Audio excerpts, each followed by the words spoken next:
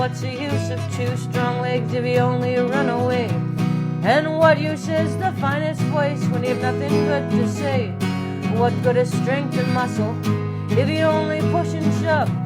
And what's the use of two good ears when you can't hear those you love? It's not just what you're born with, it's what you choose to bear.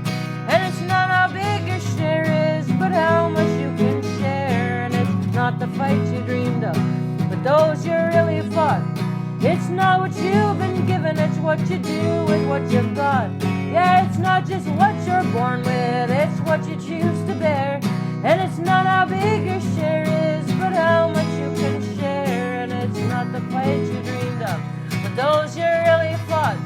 It's not what you've been given, it's what you do with what you've got.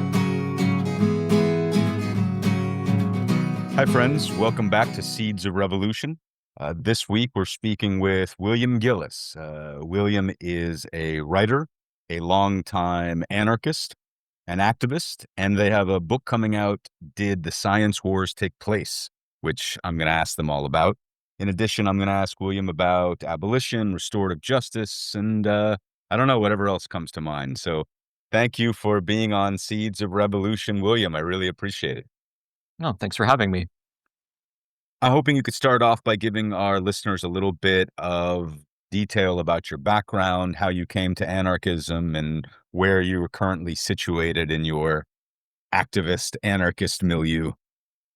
Yeah. So, I it's kind of boring to constantly talk about this, but I'm second generation anarchist. My dad was an anarchist. So when I was like 4 or 5, I started hearing about anarchy and anarchism, right? Um, and I grew up kind of in a lot of ways connected to the movement or to the milieu in different respects. My dad burned down the Bank of America and Islivist in 1970, or he was part of the set of radicals that did that. So I spent my childhood like arguing with him. I I went to radical activist meetings with my parents, and then shipped up to Seattle at age 13 in a little yellow rain jacket out to fight the WTO. Um, I've been organizing and writing in various capacities since then. I've been organizing a lot less, I think, since COVID.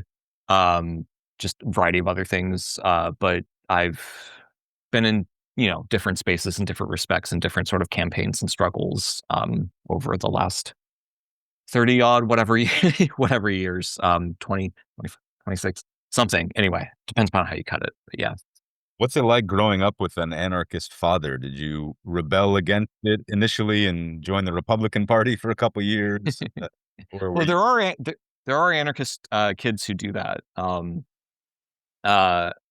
I rebelled against my father in some ways, but I never really rebelled against the basic premises of anarchism. I was just like, well, yeah, nobody should be dominated. Like oppression is bad, obviously. Like the state is silly. This is nonsense. And in a lot of respects, my writing and my focuses, I think, I kind of stand out in some regards from the rest of the movement. And many of that, I think, is that I see myself as responding to anarchism from within anarchism, or to conversations in anarchism from within anarchism, as opposed to a lot of other folks who come to anarchism from other political perspectives and are responding to the political perspectives that they came from. So somebody grows up under a conservative establishment sort of standard thing, or grows up under a liberal framework, I think that they spend a lot of time responding or thinking about anarchism as a rejection of that. And so, and obviously those are important, but maybe some of my quirks come from the fact that so I didn't argue with my dad over that many things, but like we had like ongoing arguments. So like my dad he'd been involved in NASA in the 70s, I think, and I think he got fired. He tells it as like he stormed out in a fit of principle, but he was very much opposed to the space as a space exploration, and the entire thing that he called the military-industrial complex. And obviously, the military-industrial complex is bad, but I think like he would say some things that were particularly like extreme on some things, and I'd be like, but it's actually not bad to have telescopes in space. Like, I don't care. Like, this isn't oppressing anyone. And he's, well, the funds could go somewhere else. I was like, yeah, but it's a tiny drop in the bucket. You could talk about all the other funds used. And so we'd have these kind of arguments back and forth when I was like, I don't know, 11. And just it was kind of back and forth, pitter patter about little things. But the core stuff of anarchism, like I never disagreed with. Unfortunately, though, I grew up in the left, right? The left as a whole, or the radical left as a whole. And so there were a lot of things around, going to activist meetings as like a kid, or organizing things when I was in high school or whatever. Uh, Went to Seattle when I was in middle school, technically. Like in those spaces, I encountered a lot of arguments, perspectives that, you know, are wild, and I don't think I think most anarchists would have issues with, tanky things like, or like, when we invaded Afghanistan, I was very good that there were a lot of people who were protesting against the invasion, but unfortunately here in Portland, at least, there were people being like, Bin Laden and the Taliban are noble fighters against globalization, and I was like, right. So that a lot of my rebellion, I think, got directed towards the radical left from within the anarchist movement kind of thing. So, What is it about anarchism that you find most valuable, or, put another way, what flavor anarchism do you choose to accentuate in terms of your own personal politics? well, I think those are two separate questions, at least for me. I find anarchism to be a very core set of values that orient everything else that you do in the world and every other way that you look at the world. And then I think from that, those values of non-domination, of enhancing agency for everyone, of trying to spread freedom, from those perspectives, I think people will derive and enter into conclusions, or enter into situations and contexts and come to different perspectives or analyses on that. And I think people will branch in different directions. So I'm kind of like a plumb line anarchist in some regards, and then wackadoodle crazy in some other regards, right? So one of my heresies is that I'm a market anarchist, even though technically market anarchists were the first form of anarchists, going back to Proudhon, who had other problems, but the mutualists in France. And Diarry Lum, who was a market anarchist, is the one who gave Louis Ling his dynamite and smuggled it into his prison. So there's a long history there of left market anarchist kind of perspectives, or market anarchist perspectives within the anarchist movement. And I identify with that because I think that I just don't think that you can coordinate economic problems with the complexity that would be necessary to sustain life in its modern forms, even if vast transformations and changes would be necessary, because I don't support the current infrastructure or consumption habits, etc. I still think that there's a level of complexity that simply we don't have any communist manners in which, or capacity to do it. And I've been unfortunately convinced of that. Wasn't convinced of that when I was a kid.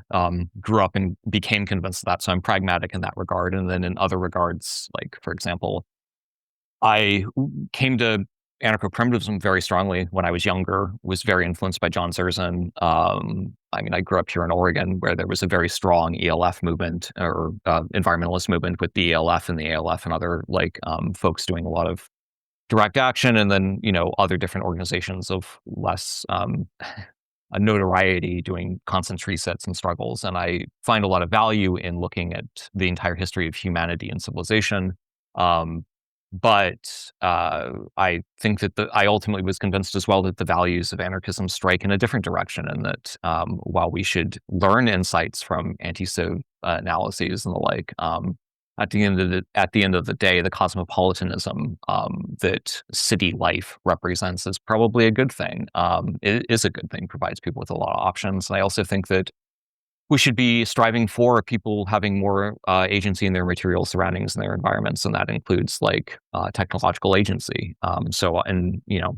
According to the definition, I'm a transhumanist as a consequence of that. And so, I have these heresies in different regards from I think maybe the main line of the anarchist movement. But in other respects, I find myself very staunchly a conservative of the anarchist movement, and being like, what are you doing? Why are you voting? That's stupid. Come on. I'm kind of all over the place. I'd like to focus in this conversation particularly on abolitionism we were talking off mic a little bit about the difference in liberal and radical abolition, and I thought that might be a good place to introduce this aspect of the conversation. If you could just set out for our listeners how you see liberal versus radical abolitionism playing themselves out. Yeah, I mean, it's kind of interesting because at least in my experience, I didn't even know there was such a thing as liberal abolitionism for a while.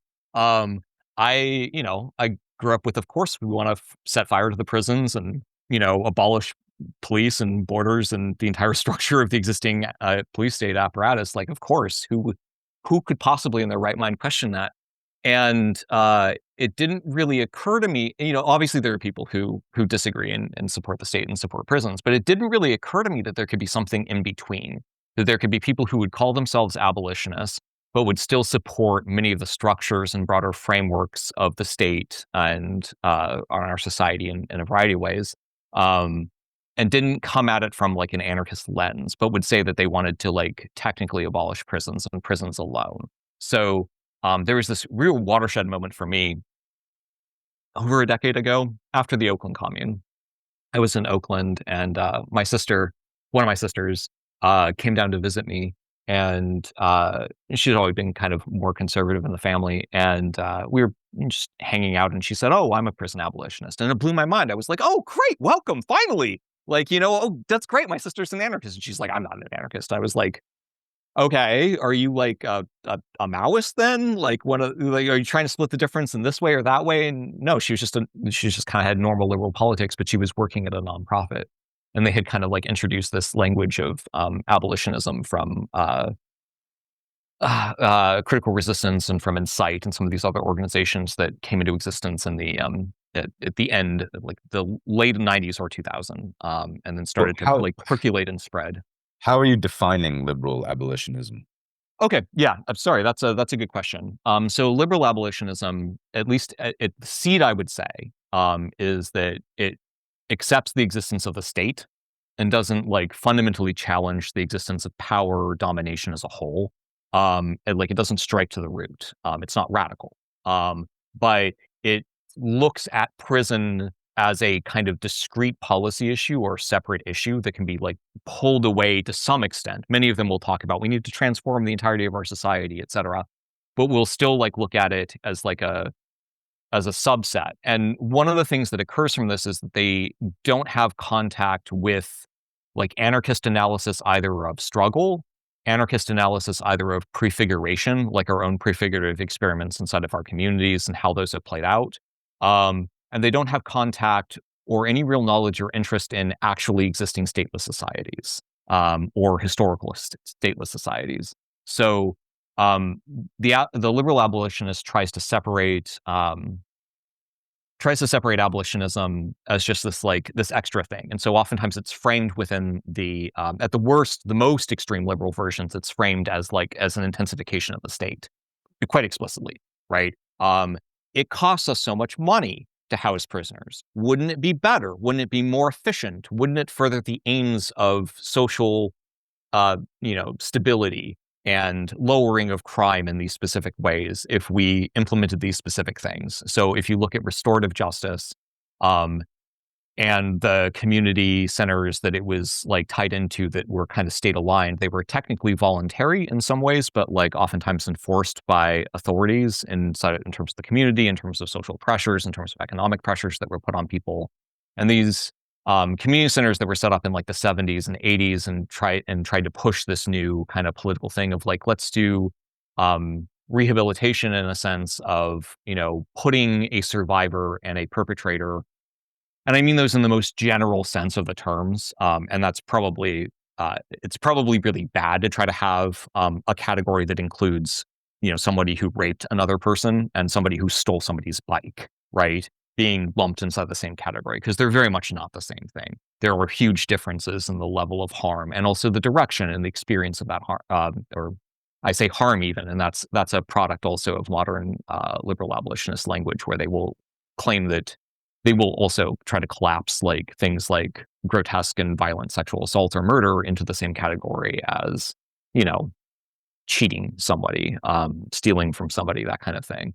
And so liberal abolitionism basically takes those two, or takes all those things and collapses them together. And historically, it was seen as a way for the state, or a way to have social stability in collaboration with the state. So judges loved it, right? They were like, instead of sending this kid off to prison and or to juvie and racking up this cost, we can get some local authorities in his community to grab him by the ear and drag him into a meeting with the person that he robbed or stuck up or something, and then they can badger him or something into some sort of resolution that washes our hands of it, and we can say that we're building strong communities and we don't have to pay the money, and there's all these other different things. But with that, liberal abolitionism also emerged not out of the deeper anarchist critique of centralized violence and and political centralization, and authority. It emerged out of kind of a pacifist religious traditions like the Mennonites that were opposed to. Um, I mean, I want to say violence, but they're not opposed to violence, right? They think that they're opposed to violence. And they don't have the critique of centralization in the process. They don't have the full breadth of the anarchist or other forms of radical critique of the state itself. So these Mennonite and pacifist religious organizations played a huge role in propagating and providing kind of the justification or the original literature on transformative justice restorative justice in this sense. And they had a certain Christian framework that they brought to it, where forgiveness was the most important thing. Part of the harm done to someone is that person has a negative feeling towards you, and if you can get rid of, if the person who was harmed or the survivor or whatever forgives, that's part of the healing process, right? That's a positive thing. That's what they want. They want to promote forgiveness. And they think that restores order, the community, people's mental health, their mind, etc. And that's it's not really traditionally I mean, you can point to some counterexamples, and of course, the anarchist movement has had overlap and crossover and influence with Christian traditions, and radical Christian traditions, and there have been anarchist Christians, but it's not really it's not really anarchist in the way that it evaluates things. And so what liberal abolitionism has tended to orient itself around is, one, doing under labor for the state, saying, hey, instead of funneling these people into prisons, or in addition to funneling them into prisons, we'll add this extra layer or this extra thing on top of it, to help control the population. And also it has a Christian pattern of morality to it. So it's and then let's get forgiveness. Let's get this kind of restoring your soul, removing the negative feelings kind of effect to it. And I'm not saying that it's necessarily always bad for someone who's been, hurt in some way to forgive the person who hurt them. That's up to them, right? But I don't think that it's necessarily good either. And I think that the assumption that it was necessarily good was inherited from these Christian perspectives, because what they were trying to do is restore social stability and social peace, rather than trying to strike against all forms of domination and oppression. So is your objection to restorative justice processes that they don't work well, or that they're not all-encompassing with a larger societal critique? Well, I think the one follows from the other. So because liberal abolitionism borrows in some regards, because the other thing that happened with liberal abolitionism is anarchists have always been saying, fire to the prisons. We don't need these things. We can organize our society in a better way. It is horrific to centralize authority and domination through these police systems, prison systems, etc. That's obviously not a good idea. Power has all kinds of incentive structures that come with it once you do centralization, and it self-reinforces. Most of these liberal abolitionist currents took from anarchism, because anarchists have traditionally, especially in the 90s and the aughts, were a huge component of the radical left and of the activist milieu. They took inspiration, they took words or terminology or certain things from us, but they we're also inheriting back from earlier like Mennonite and state-sponsored forms of like restorative justice as restoring the peace, the social peace, rather than necessarily providing agency for those who have been harmed, etc. And so the end result of that, because it's kind of incoherent, because it's borrowing, it's trying to have one foot in the camp of the state and statism, and it's trying to have one foot in the camp of anarchism and anti-statism. The end result is inherently like incoherent, and it doesn't work right in application because you're kind of tying yourselves into knots. And one particular big way about it is that in a stateless society, there are disincentives to do certain harmful things or violent or like oppressive things, right? Like any society that is able to suppress the emergence of the state is able to suppress in the same way the emergence of like rape culture or that kind of thing, any truly free society. It's not to say that every stateless society hasn't had like patriarchy or rape culture. Statelessness is not sufficient for anarchism or a free world. It is merely a precondition of it. Other things have to be added as well. But the important thing about that is that there are disincentives, right? Like there are pressures that are put upon people not to do certain things. If you take a gun out and start demanding that all of your neighbors dig trenches for you and do other things for you on your behalf, and you try to enslave them, that is obviously something that in a free society has to have some sort of disincentive, some way to respond to. And that may look like a negative impact for the person who did that, right? Or the person who whips out the gun and tries to like oppress and tries to create the initial seeds of like a state or other forms of oppression. And so that disincentive has always been like bundled into anarchism. Like there are some threads of anarchism that had a very humans are naturally good, and then magically this thing came into existence that is this foreign institution, and if we just ignore it, the institution will go away, or if we have a magical revolution at a single point, the institution will go away, and then we'll all be perfect because there'll be nothing making us bad anymore. But like, I'm not going to say that no anarchists has believed that. Some have, but Kropotkin didn't believe that. Like that wasn't like mutual aid. Like people take mutual aid and read it in that direction, but that wasn't what it actually meant. And most anarchists, especially more modern ones that have been informed heavily by anthropology and the study and hearing from indigenous peoples and different like sorts of societies and different frameworks, have learned pretty strongly and pretty widely that you need to have disincentives in your society. Like there has to be something where even if that's, and you can read this back even among like Stirnerites and egoists in like the 1970s or whatever, who were like, well, if somebody is an asshole to everybody, we will choose not to be friends with him, right? That will be some way to disincentivize being an asshole. And that's so deeply baked into what a decentralized society, stateless society is of any form, right? Like that decentralized social sanction is baked in. It's inherent.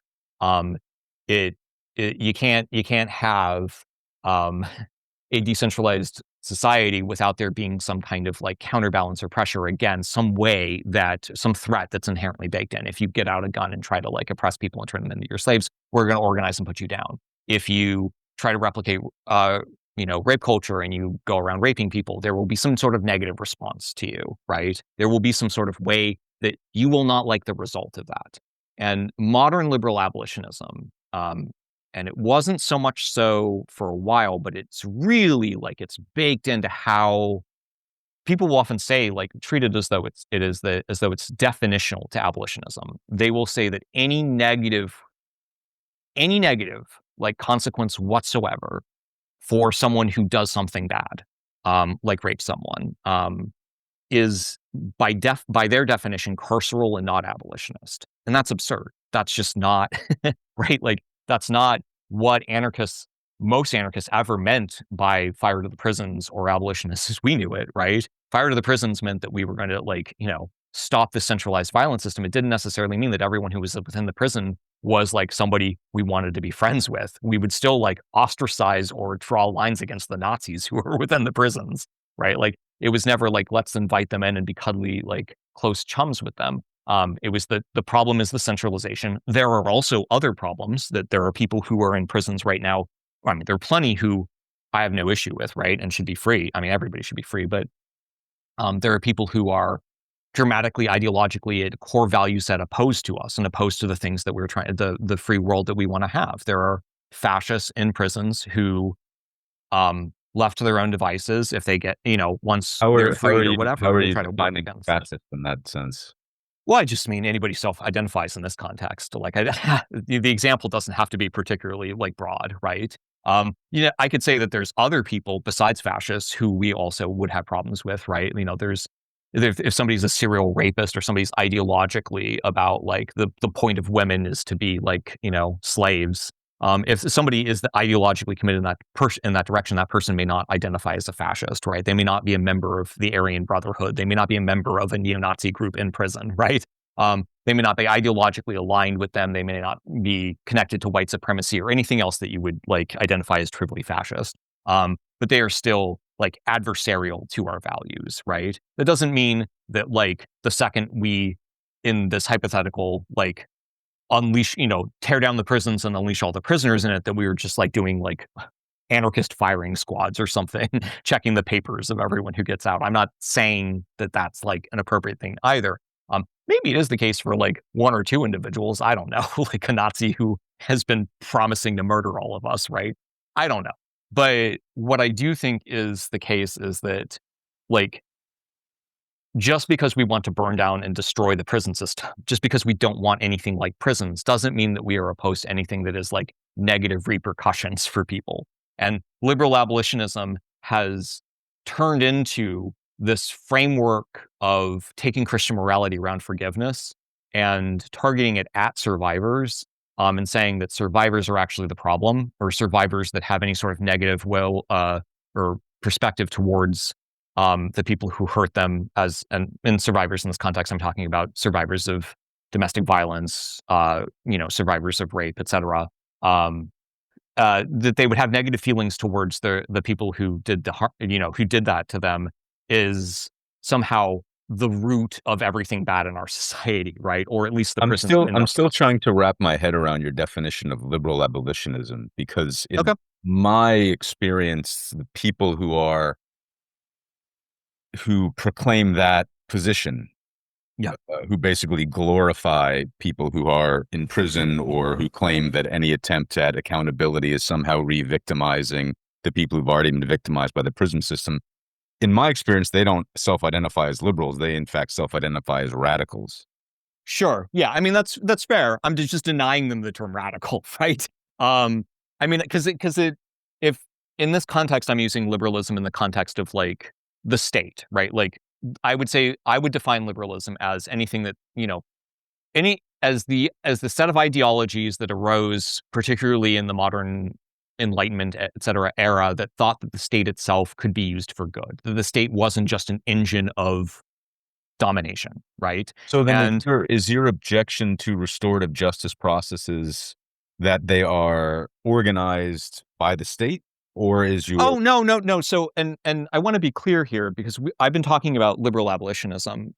Restorative justice processes are like, that's a slightly separate beast, right? I mean, there's definitely strong overlap, but because there's restorative justice processes that anarchists do internally within our communities, right? And I think plenty of those are perfectly fine. Like, I do think that there is and I've written about, like, in my piece on the kill your local rapist discourse, I was very clear in my language repeatedly on that I think that there are instances where restorative justice process have worked, transformative justice, restorative justice, however you want to frame it, where an accountability process of some kind worked. And I think that the two general categories where that really does work is, one, where the person who did, the perpetrator, sincerely on their own really wanted to improve and to not to continue the pattern or the behavior that they had done, and wanted to make amends. I would say that that's very rare. And the other example that I would, or the other category that I would say I've seen a lot of success, or I'm not gonna say a lot, but I've seen significant success, and is where the harm that was done was harm, wasn't something much stronger. It wasn't murder. It wasn't rape. It wasn't like, stalking and beating a partner, right? It was, you stole this person's car because you got high, and you like, et cetera, right? Or you stole some money from an activist organization that you were a part of, or you got into a conflict with somebody and you both got drunk at the bar and you got into a fist fight, and now you need like somebody to come in and help like mediate the situation. Those, and then it turns out one person's really in the wrong and that person tries to make restitution in some way. Those are situations where it totally works, or it can work. But I have almost never seen successful.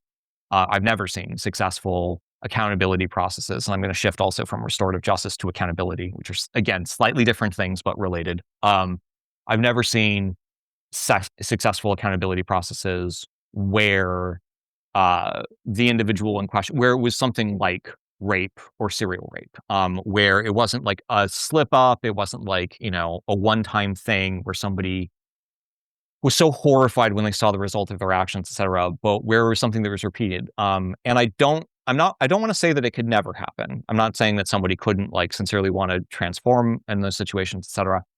But what I think tends to be the case in those situations is once somebody is like a serial rapist, a serial predator, when somebody has like abused multiple partners in a row, et cetera, usually that is the result of underlying value systems and underlying motivations or an underlying ideological way of looking at the world that is not something you can solve with a bell hook scene. Like you can't just go to that person and be like, and I've never seen a process I've traced and read all kinds of different like literature from different people. I've never seen a process that on their own just changes the value system of that person. What I have seen is the systems they typically don't change the underlying value system deeply. Sometimes the individual will hide it better, will no longer do a specific sort of like infraction or action against other people, but will still basically reveal that they feel entitled to control and dominate other people and to extract things from them. So that individual will keep doing it. So is your contention more that sort of behavior is ideological and not learned? Because I don't really think that there's a difference between the two. So that's interesting. Because I was a public defender for 15 years. I defended probably about 1,000 people accused of various crimes, from possession of marijuana to death penalty murder. And in my experience, it is a deeply learned behavior. Deeply learned to me seems kind of like the same thing, like ideology. Like because all of us are born into this world relatively blank slates, right? And the interactions that we have as we grow up shape our values, right? As anarchists, what's the difference between anarchism as an ideology or like non-domination as an ideology versus like as a slowly congealing learned like behavior set? I'm not really sure that there's like a firm line between the two. I think it's just a matter of like how dense does like a certain like orientation like congeal within you, and how deeply embedded is it? And for a lot of people, it becomes so deeply embedded within them that I'm not saying that anyone is beyond redemption in some abstract sense, but there is a very practical and realistic sense or reality that many people are not going to be redeemed in this lifetime, right? We don't have the capacity to sit down with like some people and argue them out or like reshape their conditions, because some people have become so locked and so set in a certain perspective, so like rigidified in their brain, the circuits, the habits, the patterns, the perspectives, the analyses, the strategies, the heuristics, all this, whatever you want to call it, right? It's all just like at the end of the day, brain circuitry, right? They're so locked in that they're not going to quickly change. But and again, friendly conversation. Mm-hmm. Doesn't, in a way, statistics actually disagree? Statistics. I think there's a way that empirical evidence kind of disproves that, in the sense that almost all, and there's a whole nother conversation about what is a crime and how do we define crime, and crime being an inherently statist enterprise, which I acknowledge, and I'm not sure I want to go there. But let's assume we don't need to go there. There's a whole lot of empirical evidence that criminogenic behavior is very limited in terms of age, where you basically stop committing crime after 25, 28, 30 years old. If we take that empirical evidence, which is pretty solid, I mean, we have decades and decades of evidence of this.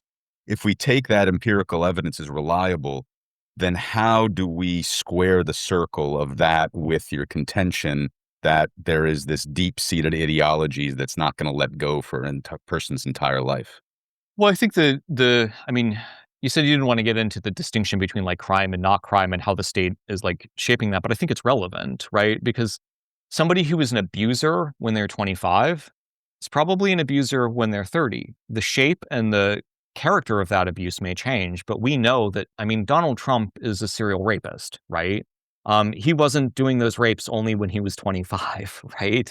Like the behavior that you see, especially around things like patriarchy, especially around the kind of domination that a lot of men learn, not just men, but a lot of men learn and like lock into in deep-seated ways, persists oftentimes for a very long time, and doesn't change.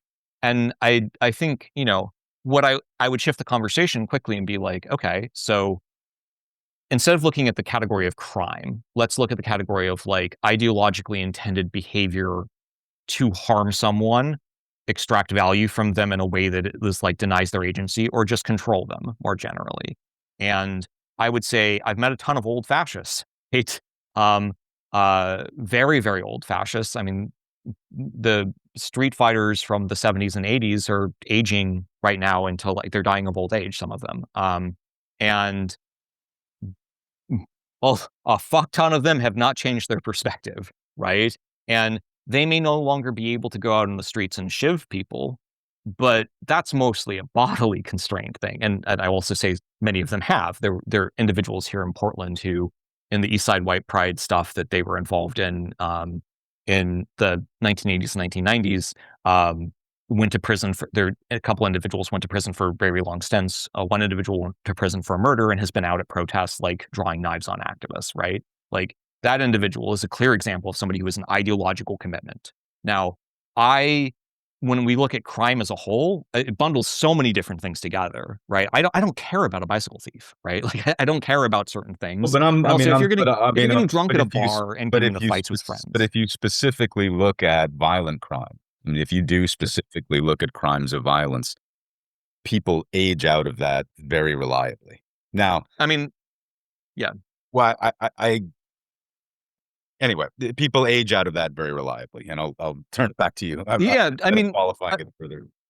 I don't think that there's any world in which like people over 40 don't commit patriarchal violence. I think that they do constantly. We see it constantly. The violence that is categorized by the state or recognized by the state is different from like what we as anarchists would recognize as violence.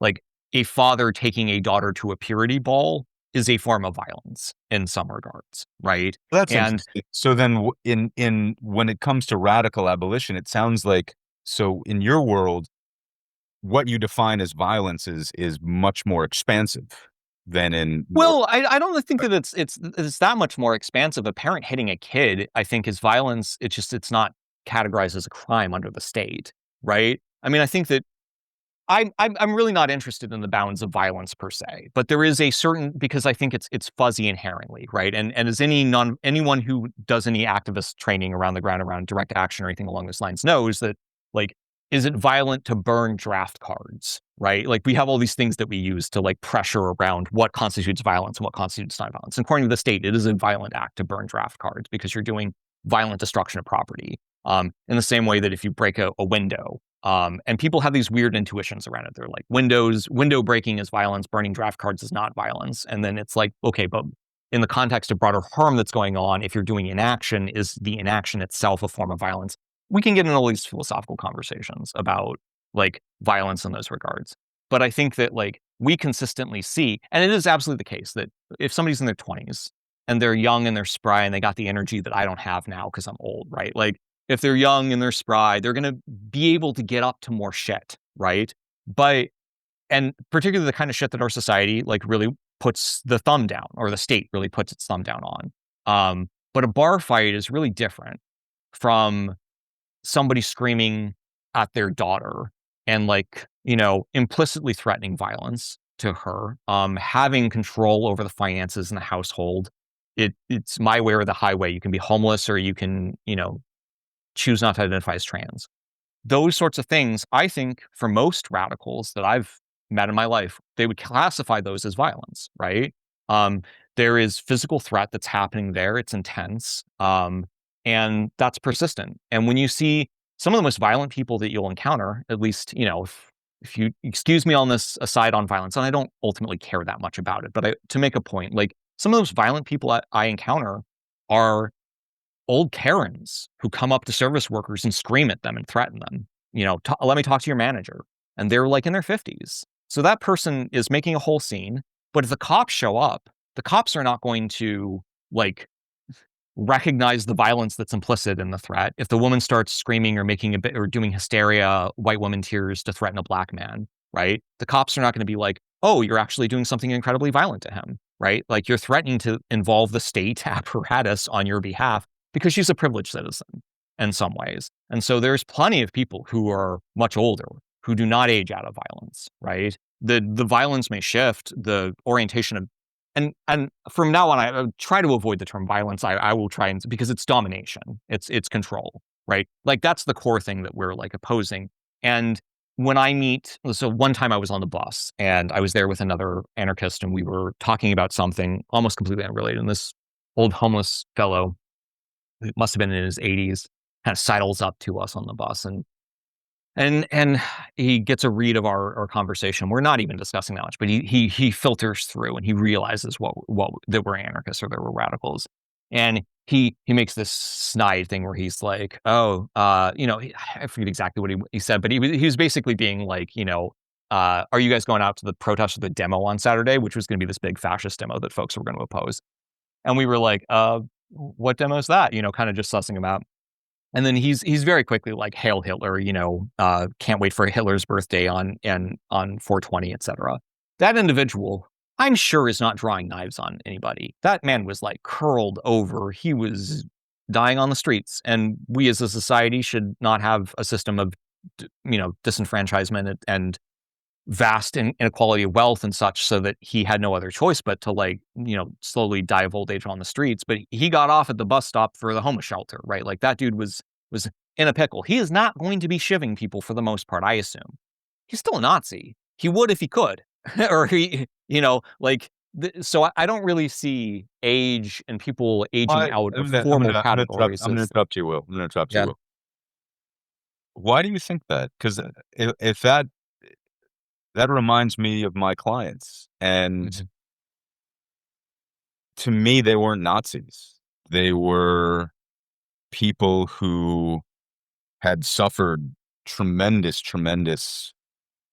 domination throughout their lives, both by the state and by their families, and who were exercising power the only way they could, which was by trying to get under the skin of the liberal establishment and piss people off.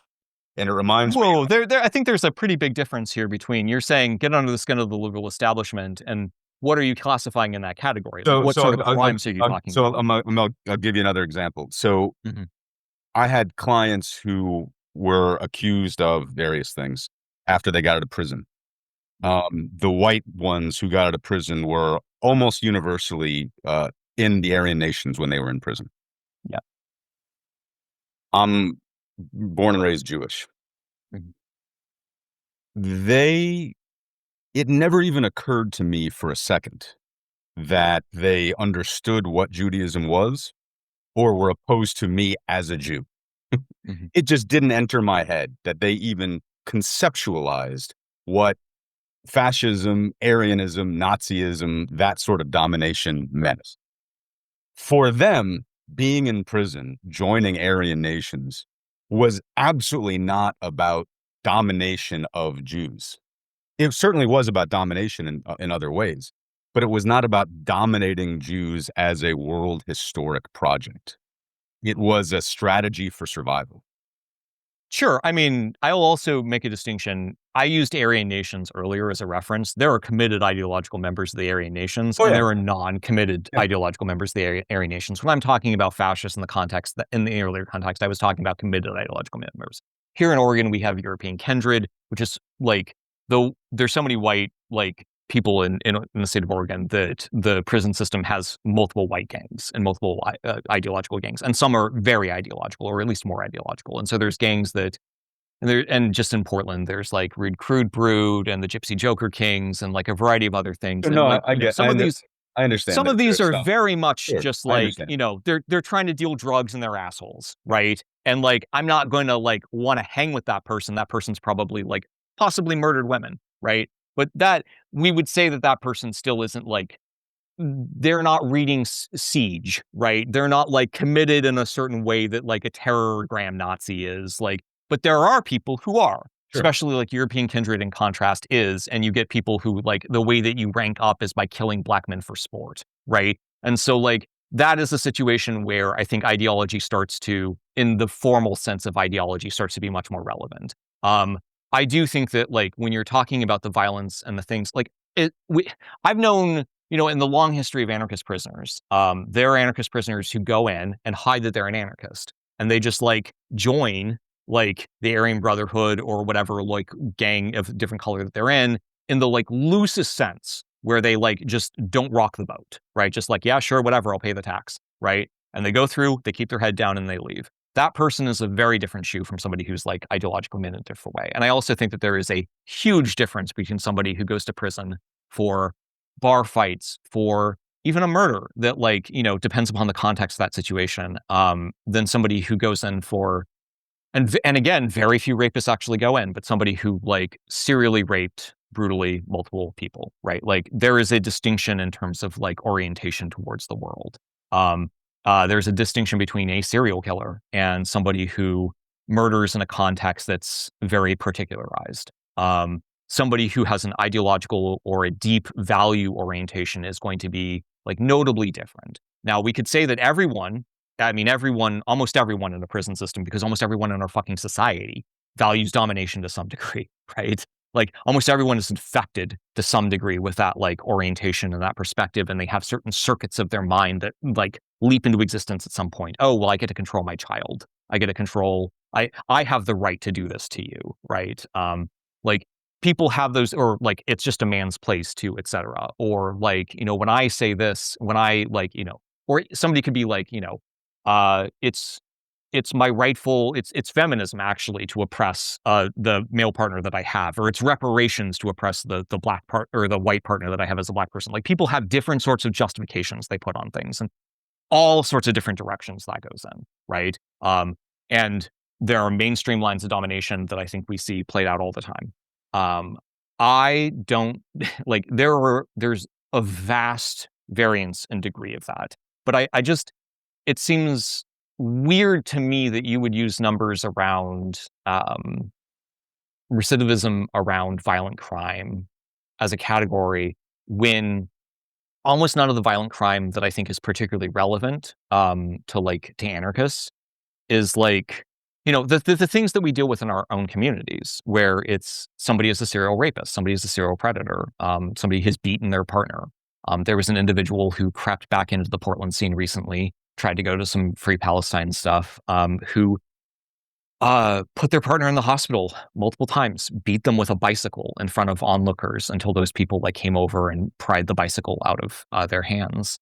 And then after acknowledging that they were an abuser and a violent abuser, docked accountability processes were like, fuck that, came back into radical spaces, got new partners, not anarchist spaces because they were got new partners, abused them again, got new partners, abused them again.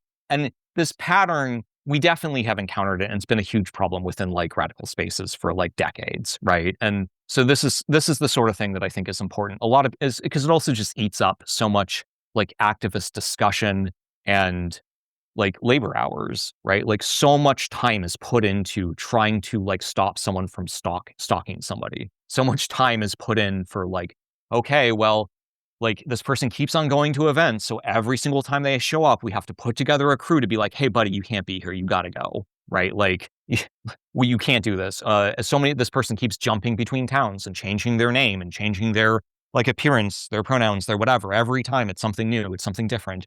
They're a goth now. Now they're this. Like they remake themselves every time. And they have this long stream of like brutal survivors. We have other individuals, and it's there's a cult that I think has dissolved finally, but there was a cult in town, like a circus punk whatever thing that was completely disconnected from the radical scene, because it turned into a rape cult where they brutally raped members. We have this other individual who was such a serial predator in such way, and his partner collaborated with him, such violence that like people had to get reconstructive surgery on their genitals. Like, we're talking again and again and again. And when you talk to these people, it is ideological, right? Like deeply enmeshed in a way that I don't have any notion. I don't have any, like, it's silly to think that this person is going to I guess stop. my fundamental question, though, and this may be, is that how representative is that individual when we are looking at the wider incidences of domination? When you, I don't think particularly representative in a deep way. I think that most acts of domination are daily in our lives. I mean, a boss is oftentimes hugely abusive in a way that has like a huge impact upon someone. But somebody can like transition economically, they can like get a different thing, they can ideologically, they can shift from that, they can cease to be a boss. And if we organize our society a different way, they wouldn't necessarily have the ability to be a boss and to have that kind of domination. so for you, ideological domination is not, I know this is a loaded term, is not the norm necessarily, or it is? No, I mean, I think everything has some degree of ideological domination. I'm not making a strict, hard boundary here. What's more important for me is not to create like strong, clearly defined categories. It's to show that there are directions that we have to respond to. And a lot, I mean, you can read the critical resistance points on like how they define abolitionism. And I think it does a great job of defining liberal abolitionism, where they're like, well, we have to transform the entirety of society, and has this notion that like, these exceptions don't matter. The people who will continue to be like deeply, I mean, the individual who murdered somebody, went to prison as a deeply committed ideological Nazi, comes out and is back on the streets threatening anarchists with a knife and would kill us if he could. Like if the cops were out of the system or whatever, and it was all right, now it's time for a scrap or whatever, he would happily murder all of us, right? Like that individual is a threat and a danger, and we have to treat them that way. And we have to be aware that that person, like that reality is, people can be like, well, that's an exception, blah, blah, blah. But it's like, yeah, but no prescription or strategy that we have that doesn't include the exceptions is radical, because radicalism means striking things at the root and understanding like the full expanse of possibilities and the full, like how the world actually functions. So And what one is of the main things, what is the radical solution to that person? well, I mean, so if you're looking at, in this case, I think the effective way to go about looking at things is to look at both strategically within the framework of like, anarchists are not the norm of society. We are a resistance movement right now, right? Like we are engaged in protracted, to pull a term in the most broad sense, insurgency, right? So we are not entirely forming the prefigurative world that we would want to live in, but also in other respects, we are trying to instantiate the prefigurative principles and the like beginnings of the world that we would like to live in. And in a stateless society, the ways that, situations like grotesque harm and domination are suppressed, have a punitive component to them. And the word punitive, just like the word revenge, like kind of doesn't mean much to me, because like, I would prefer to think in terms of positive incentives and negative incentives, right? There's persuasion and there's incentives. And we want to persuade people. What do the negative incentives look like? Well, they can look like ostracization in a lot of societies, right? So like in a lot of stateless societies, if you are a risk to the community just fucking doesn't have anything to do with you, right? Like people choose dynamically to avoid you. Another thing that they can do, and this is just like the enshrinement of individual agency, and it's also a real sticking point between liberal abolition and radical abolition, historically speaking, because you will get people like Sarah Schulman and other folks who will say that that's canceling and the greatest evil ever, and et cetera, to be like, I don't want to have anything to do with you, stop talking to me, right? But that's just individual agency. Like, I do think that it's important to communicate, to be open, to have a broadly cosmopolitan, diverse society, to be tolerant and pluralistic in many regards. But at the end of the day, the most important thing to an anarchist is freedom of association, right? And so the firmest value we have to have is that somebody has the right to say, like, I don't want to have anything to do with you. And as a consequence of that, inherent and baked into it, you have the right to pressure your friends to not have anything to do with that person either, right? Because if your friend is hanging with your stalker, that's a threat to you, right? And so the second you allow those hops out in terms of social like association and boycotts, right? I mean, it's a boycott dynamic. We boycott Coca-Cola or whatever. We boycott certain situations. We boycott individuals who do harm or who are involved in sort of negative things or who are dangers or risks or whatever. We apply those strategies in a general sense. So, and this is just how stateless societies function. It's all the anarchist anthropologists have constantly emphasized this component that like the way that we avoid the most amount of physical violence in stateless societies, the best way to avoid physical violence is to focus things on reputation, to focus things on freedom of association, right? And to have social sanction in that regard be a pressure. Now, the sanction is simultaneously just the free exercise of association, right? Like it is the sanction of like, you can't force me to be in a room with my rapist, right? Like that is I would assume every anarchist would recognize that as a basic principle, but so many liberal abolitionists see that as a hostile or like punitive or even carceral. They'll call it carceral for you to choose freedom of association away from people who are particularly heinous in some way or another. So they'll say that it's carceral for survivors to just banish someone and say, I don't want to be in a negotiation with them. I don't want to mediate. I don't want to talk to them, right? And they'll say, well, that's carceral. You're throwing somebody away. You're reproducing the carceral structures of our society, like disposability culture, et cetera. And that's just absurd. I mean, like, there is certainly a degree to which people can be over punitive. People can like draw lines or cut ties for nothing. Certainly that exists. Certainly that exists online. Certainly people punish people for things that I don't think are realistic or strategic or relevant or ethically like important. But the freedom of association is such a core component and is so like critical to the world that we're trying to like build towards. Like every stateless society has had to have the system and is the way that we avoid strong violence. That is not to say that stateless societies avoid violence entirely. There always has to be a further step rung on the escalation ladder, right? In order to disincentivize someone. If you keep ostracizing somebody and saying, fuck off, stop coming by our houses, like you're a danger, and that person keeps coming, there has to be some level of escalation in terms of like, buddy, we're going to shove you off. That person escalates in return. You have to be willing to like, escalate in turn, et cetera. It has to go up ultimately to violence, right? And as an insurgent movement, and now we're moving out of like the prefigurative situation, right? So like, so in the prefigurative sense, we as radicals are trying to build the better world that we're trying to have. And we're looking at the roots of things and like seeing agency and freedom of association is the most core value, right? But then in the insurgent sort of like conflictual sense in which we are at odds with the world that we are in and we are trying to build a better world, but we're fighting, right? It's not just that people are mistaken and confused. There are people who are committed to the opposite values that we have in some regards. And there are deep enemies there, right? When somebody, when a kid throws a rock at an IDF soldier, right? Like that kid is engaged in a certain amount of resistance against somebody who has a value system that is like fundamentally impeding freedom, right?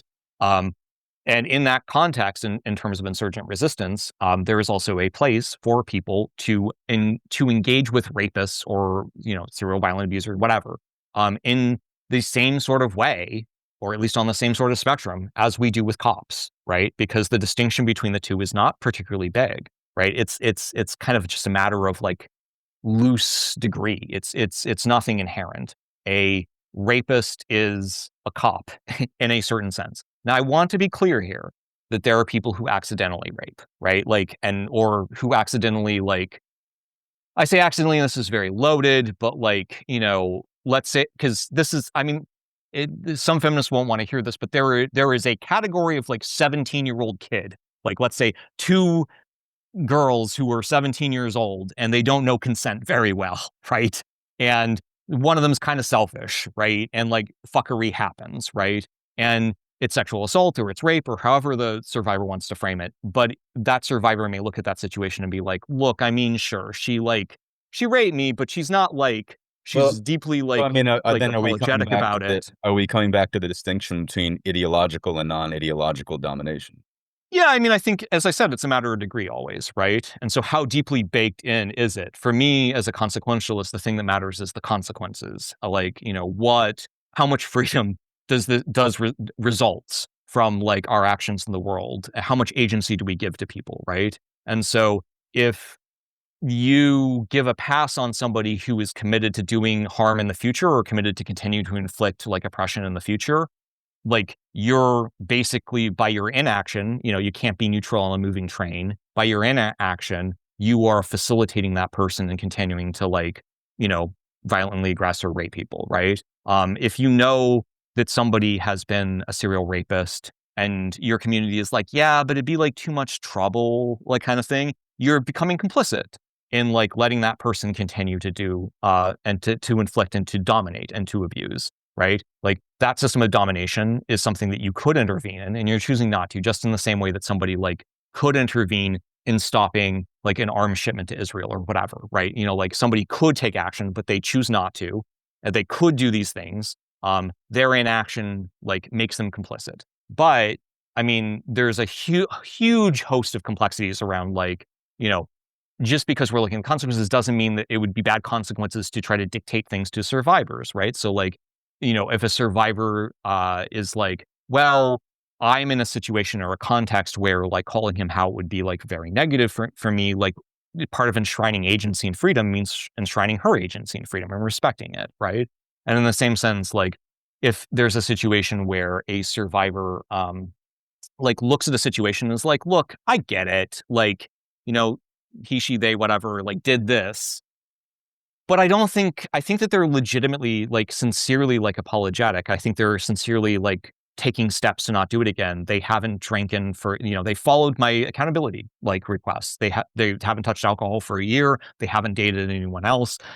They're, like, doing regular check-ins, like, I trust their friends, et cetera, these kinds of things. Like, that is a situation where, the survivor should be supported, right? Like, I mean, like, always the survivor should be supported, but, like, if the survivor's wish is not for that individual to experience any sort of ostracization beyond, I think maybe like if other people are like, oh, I just don't want to have anything to do with him as a consequence, like we can't impede that individual's choice. But like, if the survivor is like, yeah, I mean, I think this person can reform or whatever like that, then we have to we have to like provide her support in that. Of course, there can be conflicting survivors and actual reality outside of the realm of like philosophical papers or justice, like, literature, like gets a lot more complicated and a lot more enmeshed in like, complicated dependencies and stuff. But I think that there is nonetheless the reality that, that what is meant oftentimes by these kinds of radical, militant anarcho-feminist perspectives on, abuse or on these things just boil down to respecting survivor autonomy. And much of the problem with liberal abolitionism is that it often, and there's subsections of liberal abolitionism, but just as variations will support the state or try to support the peace of the state and the interests of the state, as opposed to the interests of the survivor or the interests of future potential like victims, the the um, the community may decide that what is of value is community rather than the individual, right? And so we get these consistent situations where people are like, what we're trying to restore is the peace of the community rather than like the agency of the survivor or the agency of the people who have lost their agency or will lose their agency from the person who is ideologically, to whatever degree, committed to control and domination. We're running up on an hour, and I don't want to take up too much of your time. Sure. I do want to radically shift focus, though, for my last question, my last series of questions. So I was reading one of your articles, One Giant Red Flag Folded into a Book, and talk about schism and separation, which I found very, very interesting. And one of the things you wrote in that is, quote, in her mind, the central flaw of the left was people's tolerance or even taste for conflict and schism. In my mind, the central flaw of the left was the inverse, a hunger for unity, and as a result, a simple-minded avoidance of schism. I was hoping you could elaborate on that. Sure. And then also, you write, quote, the more a scene accepts separation, the less catastrophic the divisions, end quote. Because when I look at the political landscape, it certainly seems to me, and I've spent a lot less time thinking about and writing about these things. I've spent no time writing about them and a lot less time thinking about them than you have. But when I look at the political landscape, it certainly seems to me that the right has been a lot more successful, in part because they are not as schismatic as the left. That's fascinating because so I do a lot of surveillance, or historically I've done a lot of surveillance on the far right, and particularly on fascists and And I'm sorry, I'm revolutionaries. sorry, Will. I want People to like them. Yeah. let me Oh, just yeah. Sorry, if you need to finish. when I was going to say, when I say right, I Mhm. want to talk about more of the polite the politically acceptable right, the Conservative. Yeah. Republican Party, the Conservative Party. I'm vaguely familiar with the incredible schismatic occurrences that happen within Nazi Sure. circles. But when I look at But the success of the U.S. Republican Party, or until very recently, the success of the Tory Party in the UK, it seems, and here maybe I'm wrong, that a lot of that success is due to the absence of schism. yeah, I mean, if the comparison here is between the Republican Party and the Democratic Party, you'll get no disagreement from me that the Republicans are far more united than the Democrats are. I just don't even consider the Democrats to be remotely the left, Sure, right? me neither. Sure. So, when I think of the left, I think of anarchists, like maybe the DSA, the handful of like tanky sort of like currents, generic anti-authoritarian, anti-capitalists, like what we used to call like the movement of movements, in the counter-globalization era, right? Like, and then some form of like more radically inclined progressives, right? Like that's what I think of as like the left, which maybe is a few million people in the United States. I don't know how many in Canada, but it's not that many people, right? It's certainly not the Democratic mainstream. And also I would also say that I'm using this language and I'm engaging with it in the pragmatic and normal way, but I also formally think that like anarchists are not a member of the left, and that we should like cast off identification with the left. Not because like egalitarianism or like anything else is necessarily like a bad value set that people could assign, but that like the left is a incoherent coalition, right? I have nothing in common with somebody who thinks that Stalin did nothing wrong and the Holodomor is a lie, right? Like I have nothing in common with that person, and I'm not in a united front with that person. And similarly, so many other people who define the left are define it in terms that I don't find strong commonality with, even if I agree with them on particulars. So I don't agree with community fetishization. That isn't to say that there's nothing wrong with collaboration and solidarity and some things called community or whatever. But when people are like the community uber allahs, I'm like, well, I'm out, right? Like, so that all that said, as framing to the question, right? I think so. Part of the reason I brought up far right and fascist, and I understand that you're probably very familiar with the amount of schisms and conflict and like backbiting and fuckery that they do. Um, One of the main things that so there's a particularly intelligent, I guess, it's all relative, uh, section of the far right called the neo-reactionaries. And one thing that they did a lot of around 2017, 2016, after, Trump took office the first time in the United States, is they did a lot of writing actually about the left. And or some subsection of them did some writing about the left. And they did a lot of like, it was fascinating because these individuals who actually read leftists and radicals and anarchists, even like they read crime think books, they read like other things, they actually read us, which almost no one on the right ever does because they're fucking fools, but they actually read us. And their overwhelming takeaway was, holy fucking shit, these people are so unified. They're so powerful. And of course, the enemy is always infinitely powerful, etc. But they were correct about a lot of things. They were like, look at these things they got away with. They did these things. And then, the anarchists and the liberals and the socialists, they hate each other. But when it came down for the struggle, right, like the anarchists got arrested for having done the thing that protected the socialists in the crowd, and the anarchists did the violent crime against the cops, and then the liberal lawyers jumped in and rescued the anarchists from the charges. And look at how well and united they are. And I think there's something to that, right? There is something to the sense of like we have an instinctive solidarity and compassion and empathy on, and because again, I don't identify with the left, but like there's a wide stretch of people that the right would see as their enemies, and that they're characterized by having common compassion and empathy and a willingness to sacrifice for one another to some extent. And the right just fucking does not have that, right? And they are often able to march in perfect unity when they have a centralized apparatus like the state apparatus or the Republican Party to beat people into shape and to control them in that centralized way. And that is certainly something that we, at least as anarchists, can't do. Like we can't depend upon a centralized state apparatus or a centralized apparatus as a whole to force everyone to have the party.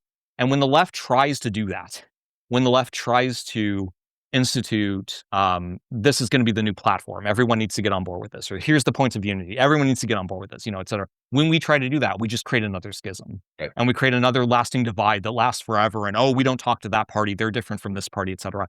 And communists or state communists, socialists, authoritarians, statists in the left do this all the fucking time. And they have lost it. I mean, like the DSA is this big counterexample. The DSA is multifaceted though, and in part that's why it's had success. But for the vast majority of, at least in the West, and especially in America, in the United States, and what I know of the tanky parties in Canada too, like the fractions of them have like and in the UK too, et cetera. Like the fractions have never unified. Like it's always they've always been endless schism. Yeah.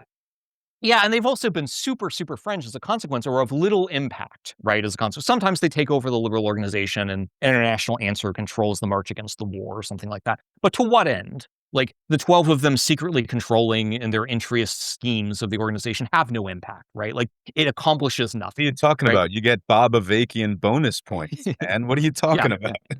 Yeah. Chairman Bob will give you a nice cush position when the revolution comes. Exactly.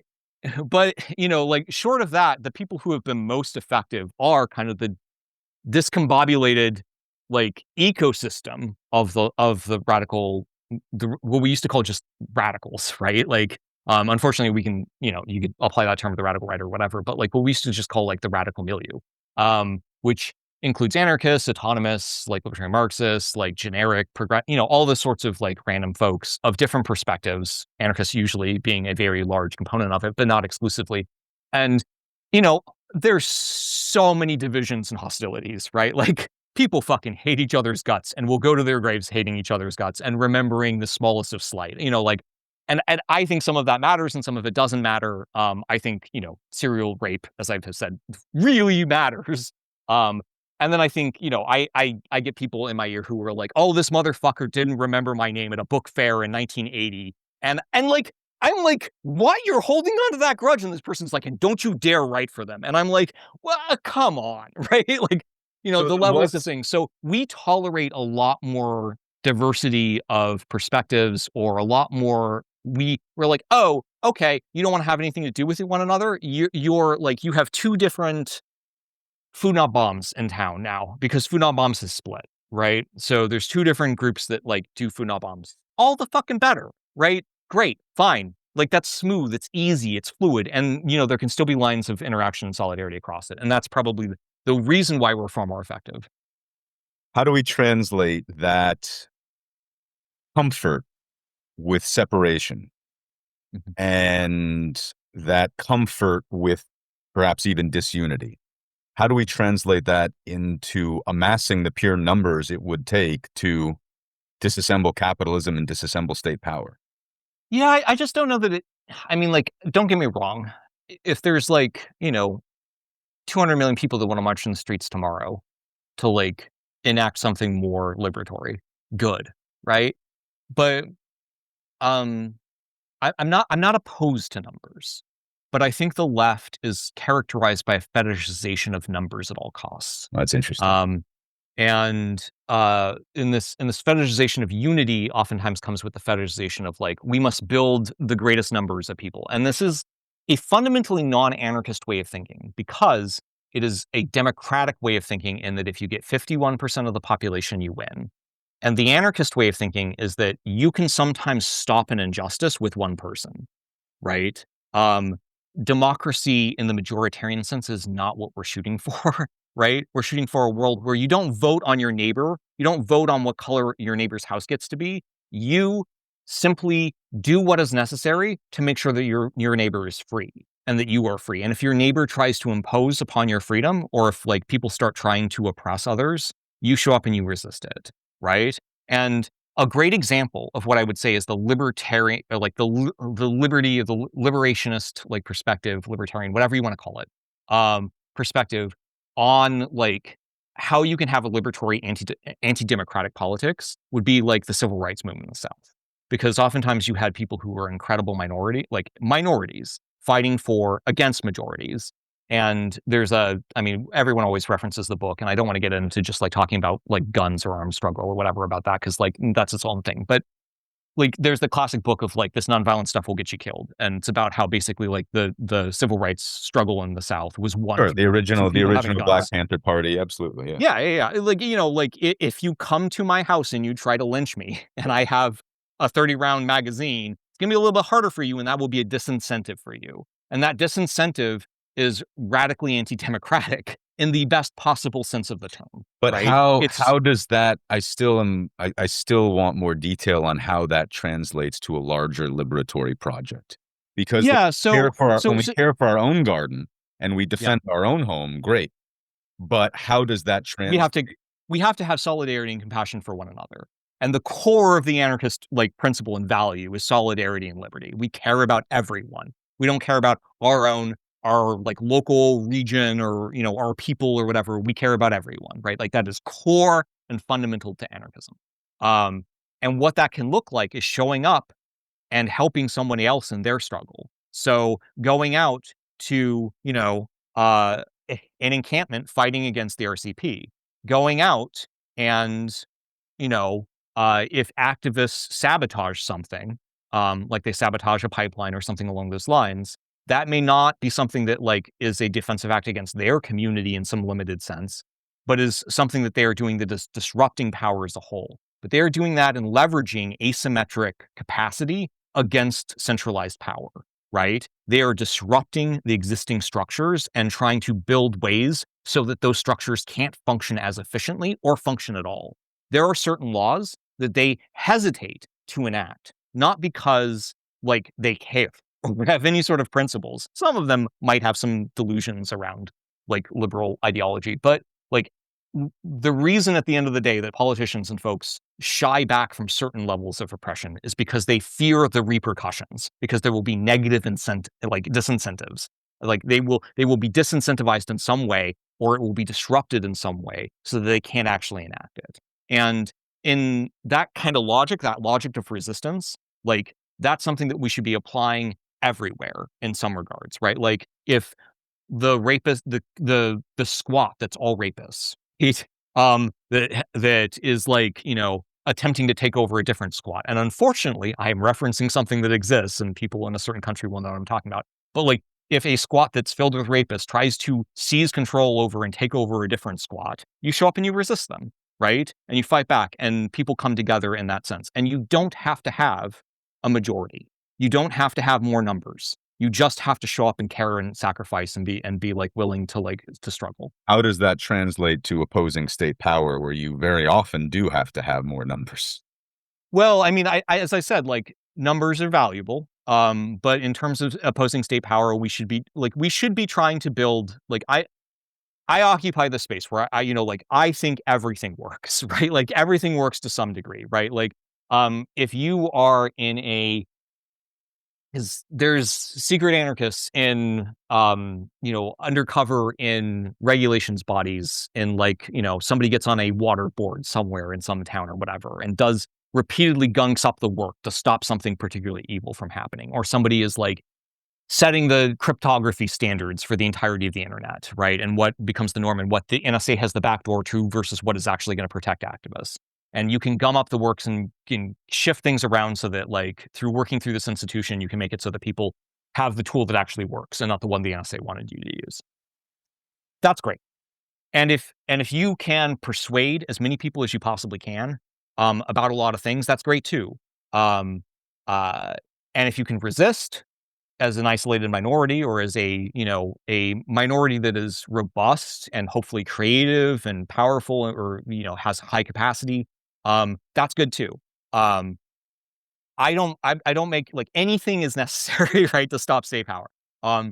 I don't think that there's any magical bullet that does it. I think that Graeber talks about anarchist forms of resistance or anarchist forms of society will look like something completely new. It'll be coursing through the veins of the old long, it'll slowly erode the existing state. And there'll never be like some clear single moment of transition, right? There may be revolutions that replace one state power with a slightly different state power, or this one we have federative assemblies in our neighborhoods, but it's still there's police or something, right? Like there's not always going to be, but there's no limit to like what we have to like the struggle for liberation and for compassion and solidarity is like forever, right? Like you always have to show up. Even in a perfect world, you have to show up because things could go wrong, right? But in that thing, kind of taking it back to my critiques of liberal abolitionism in a certain sense, and like it was pulling from radical currents. And by radical here, I don't just mean anarchist, although anarchists have always been prison abolitionists. Like, it was also pulling from like Black liberationist movements and other folks who like so. Angela Davis, and famously played a large role in the construction of like the modern, like like critical resistance, etc., like the modern kind of like narrative around things. But if you look at other Black radicals, there's oftentimes very, very sharp, and maybe Angela Davis doesn't deserve the term radical, but there's very, very sharp criticisms from other Black radicals.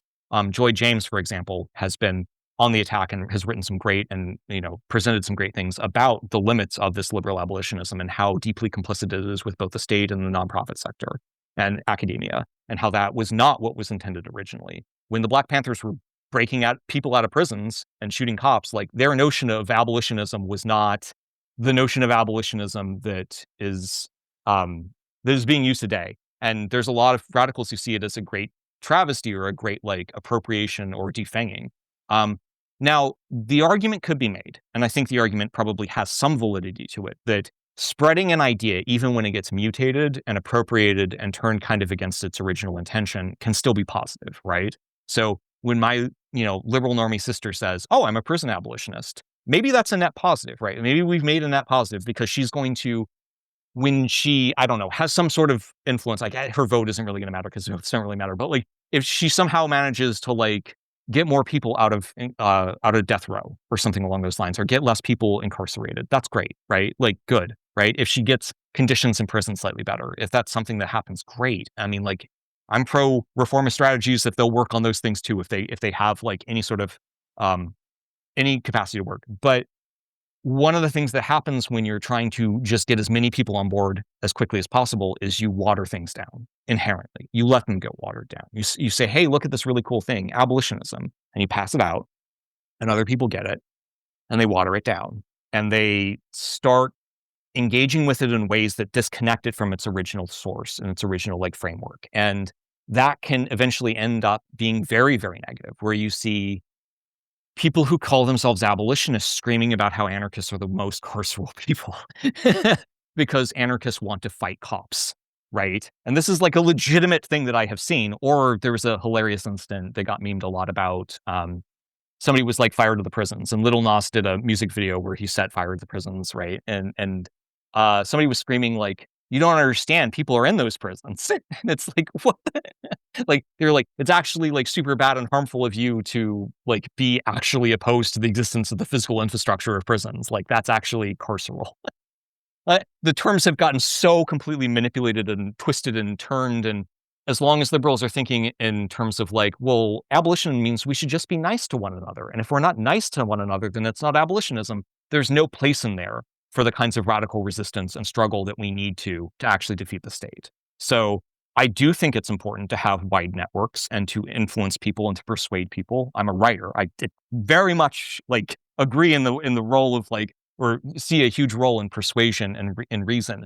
I think many people can be persuaded, but many people cannot be persuaded in any reasonable period of time, right? That may be 80 years, right? Like that may be 80,000 years. I don't know if somebody lives forever. Like, you just may never be able to persuade a person. You have to be willing to fight. And liberal abolitionism just removes that willingness to fight and is so incredibly like at its root hostile to it. And the last thing I would say, kind of wrap this all up, is that like it ignores the perspectives of survivors and doesn't build a good coalition. Because when a survivor who has been tortured on the stand because she tried to prosecute a rapist or whatever, or tried to get a restraining order against the person who was going to murder her, right? We have somebody here in Portland who was murdered because an abolitionist group paid a bail fund, paid the bail release of somebody who had repeatedly done a huge variety of like violent attempted murder of an ex. And they didn't really care or pay attention to who they were releasing. And I'm not saying that, like, obviously we want to release everyone ultimately, but there was no, like, practical consideration given. And he went and murdered his ex in front of her children in a brutal, like, incredibly grotesque way. And when a huge stretch of the population sees that, they don't want to have anything to do with your abolitionist politics, if that's what it's going to mean, right? Like, we have to be attentive to their concerns, and we have to not treat them as though they're the villains. And so much liberal abolitionism has reacted to criticism on it and been like, well, they're the villains. Like, the people who are not forgiving. She was a villain because she asked for a restraining order, whatever. And I don't know if the individual in question asked for a restraining order, but you know what I mean. And it's like, well, restraining orders also barely mean anything and are never enforced. But we as anarchists have not provided the infrastructure to provide something else instead. So what are you expecting her to do if her life is the thing in question? And if we don't provide them alternatives, if we are not even, like, sympathetic or attentive to those concerns, we're never going to get the amount of people on the streets that we would want for our kind of, like, our vision. So that's I guess what I would say. I think that's a great place to wrap up. William, thank you so much for your time. Thank you so much for being on Seeds of Revolution. I really, really appreciate it. When's your new book coming out? By the end of August. We're still waiting to get a shipment in of copies, and then at which point there's been some delays in shipping, and then we'll start shipping them out. You can pre-order at c4ss.org. It's a great tale of all the sorts of conflicts over whether or not there is a physical reality, whether or not science can have anything to know about it, what postmodernism and relativism and hardline scientism and all these things were in the 90s, how they were fighting each other, how the left was on radical currents and anarchists were involved in different sides of that, and how fascists drew from it. And that's out of C4SS Press. Great. So William Gillis, they are a writer, a longtime anarchist, and an activist, and we look forward to reading their book, Did the Science Wars Take Place? William, thank you so much for being on our podcast. I really appreciate it. If Thank you Jesus for having me. Christ came back today like you threatened he will, which poor group of people do you think that he would kill? And who would Jesus choose to starve if you gave him the chance? And if there was a genocide, would he take a neutral stance? Who would Jesus bomb? Tell me, who would Jesus bomb? Would it be kids in Palestine, or how about Vietnam? Would Jesus bomb the atheists, the Muslims, or the Jews? I want you to ask yourself, well, what would Jesus do? I want you to ask yourself, well, what would Jesus do? Would he say it's complicated and there's sinners on both sides? Or would he say that some people, they just deserve to die? If Jesus Christ rose from the dead and on a sidewalk slept, would you extend your hand to him or just watch where you stepped? Who would Jesus bomb? Tell me, who would Jesus bomb? Would it be kids in Palestine, or how about Vietnam? Would Jesus bomb the atheists, the Muslims, or the Jews? I want you to ask yourself, well, what would Jesus do? I want you to ask yourself, well, what would Jesus do? Would Jesus hate the gay folk, the queer folk, or the trans? Would he suggest they end their lives according to God's plans? Would Jesus tell a homeless man to get a fucking job, or turn his back on the poor? Would Jesus be a snob? Who would Jesus bomb? Tell me, who would Jesus bomb? Would it be kids in Palestine, or how about Vietnam? Would Jesus bomb the atheists, the Muslims, or the Jews? I want you to ask yourself, well, what would Jesus do? I want you to ask yourself, well, what would Jesus do? Would Jesus build a border wall? Would Jesus drive a tank? Would Jesus be a landlord? Would Jesus run a bank? Would Jesus Christ feel safe in his skin if he came to your town? And would you still believe in him you found out he was brown? Who would Jesus bomb? Tell me, who would Jesus bomb? Would it be kids in Palestine, or how about Vietnam? Would Jesus bomb the atheists, the Muslims, or the Jews? I want you to ask yourself, well, what would Jesus do? I want you to ask yourself, well, what would Jesus do? Yeah, who would Jesus bomb? Tell me, who would Jesus bomb? Would it be kids in Palestine, or how about Vietnam? Would Jesus bomb the atheists, the Muslims, or the Jews? I want you to ask yourself, well, what would Jesus do? I want you to ask yourself, well, what would Jesus do? I want you to ask yourself, well,